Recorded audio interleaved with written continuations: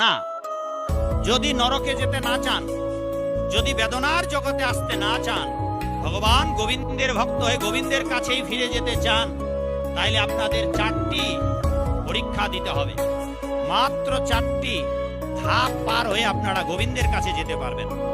আজ আমরা এই 4টি কথা বলেই ধীরে ধীরে আমরা ভাগবত বিশ্রামের দিকে চলে যাব।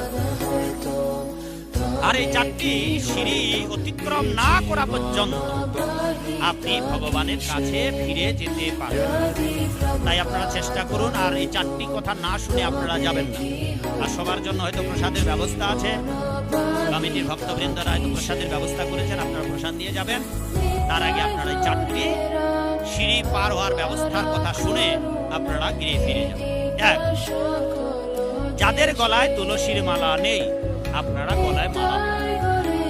এটা নরকে যাওয়া বন্ধ করার উপায় এবং ভগবানের রাজ্যে দরজা বা সিঁড়ি উপরে ওঠার প্রথম ধাপ। গলে মালা।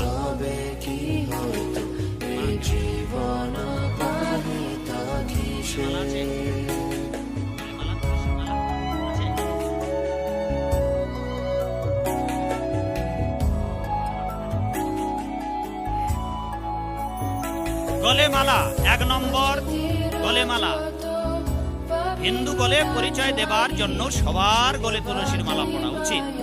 কেননা চেহারা দেখে নাম জিজ্ঞাসা করে বোঝা যায় না কি দেব, নমস্কার দেব নাকি আসসালামু আলাইকুম কব নাকি হরে কৃষ্ণ কোনটা, কি সম্বোধন করব, কিভাবে আপনাকে আমি সম্মান দেব। ভগবানের লোক, আল্লাহর লোক, হ্যাঁ কি বলে? সেই জন্য হিন্দু বলে পরিচয় দেবার জন্য। তবে মনে রাখবেন, আমার মতো এরকম একটা মোটা মালা পড়তে হবে না। একজন ভক্ত এটি পাঠিয়ে দিয়েছে।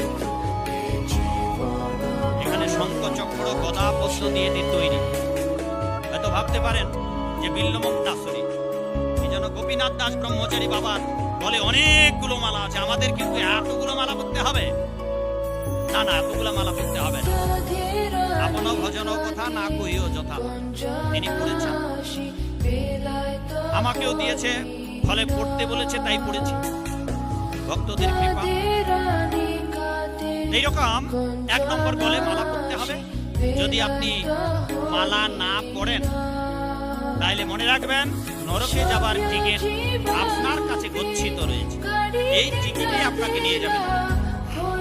আপনারা যদি এইরকম ভাবেন যে বাবা আমরা অমুক ঠাকুরের ভক্ত, আমরা আমাদের ইষ্ট দেবতা অমুক, আমাদের মালা টালা লাগে না, মালার বড় জ্বালারে পাঞ্জাবিওয়ালারে,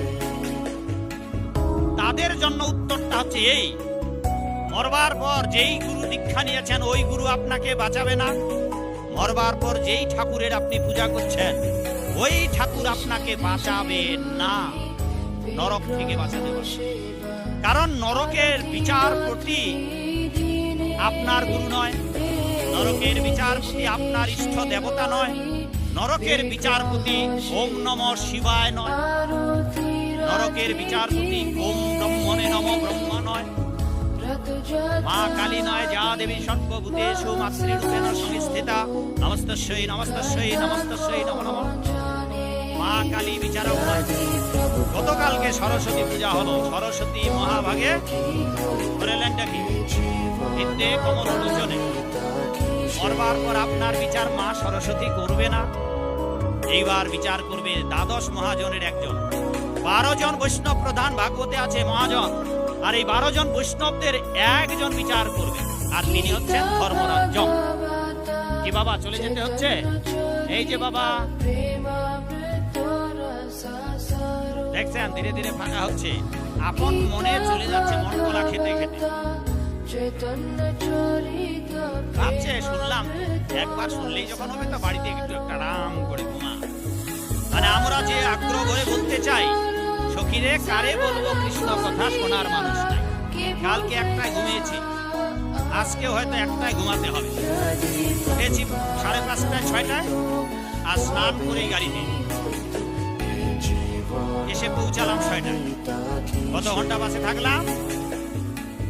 টানা 11 ঘন্টা, আর 1 ঘন্টা এদিক ওদিক করতে। আর সারা রাস্তায় হাওয়া খেতে এলাম জানালার পাশে বসে। তাহলে এইরকম হলে কিরকম করে শুনতেন আপনার? তারপরে রাত জাগা পাখির মতো এখানে বসেই সূর্যদেবকে উঠাতে পারব। আমরা যে আগ্রহ করে বলতে চাই, মানুষ তা শুনতে চায় না, কারণ মানুষ বুঝতেই পারছে না যে এই জন্মে ছাড়া আর কোনো জন্মেই আপনি পাবেন না ভগবানকে ডাকবার সুযোগ। হাতি, ঘোড়া, বাঘ, ভালুক, কুকুর, শিয়াল, জলে, স্থলে, ডাঙ্গায় কোন প্রজাতি রূপেই আপনি ভগবানকে ডাকবার সুযোগ পাবেন না। আর এই মনুষ্যকুলেও যদি আপনি ভগবানকে ডাকবার সুযোগটা হেলা ভরে নষ্ট করেন, আর দুই পা নিয়েই সংসারের পেছনে গাড়ি টানতে টানতে মায়ার পিছনে দৌড়াতেই থাকেন, তো মৃত্যুর পর আপনার জন্য দুটো অপশন। এক, এই ভদ্রলোক পারিস দুর্গাপুরে, পারিস দুর্গাপুরে তুমি দুই পায়ে অনেক দৌড়াদৌড়ি করেছ, বৈষ্ণবদের কথা শুনো নাই, ভগবানের মন্দিরে যাও নাই, সাধু কোথায় যাও নাই, খালি দুটা পা নিয়ে গাধা খাটুনি খেয়ে সংসারের খানি টেনেছ। এইবার তোমাকে আরো দুটো পা বোনাস দেওয়া অপশন দেবে আপনাকে ধর্মরাজ্য, যে হয় আপনাকে আরো দুটা পা নিয়ে জন্মাতে হবে, আর নয়তো পদহীন হয়ে যাবে। এইবার দুই পায়ে দৌড়াচ্ছ মাগো, ভগবানকে ডাকছেন না, বড় জন্মে আরো দুটা পা বোনাস দেওয়া। এবার কয়টা পা হলো? চারটা। কাঁকড়া হলে আরো বেশি হবে। আর যদি বৃষ্টি হয় অথবা ওই যে কেল্লা না কেরা পড়ে, কে এরকম টোকা দিলে যে গোল হয়ে যায়, অনেকগুলো পা নিয়ে জন্মাতে হবে। আর ওই মা এখন তো অনেক ইমুন করতেছেন। আর যদি ভগবানের ভক্ত না হন, বড় জন্মে আপনি মায়েরা হবে পেঁচি ঠাকুরানি, আর বাবারা হবে পেঁচা ঠাকুর। সারা রাত না রাতে দুই একটা পোকা মাকড় খেয়ে আবার ঘুমাবেন, দিনে আর বেরোবেন। দিনে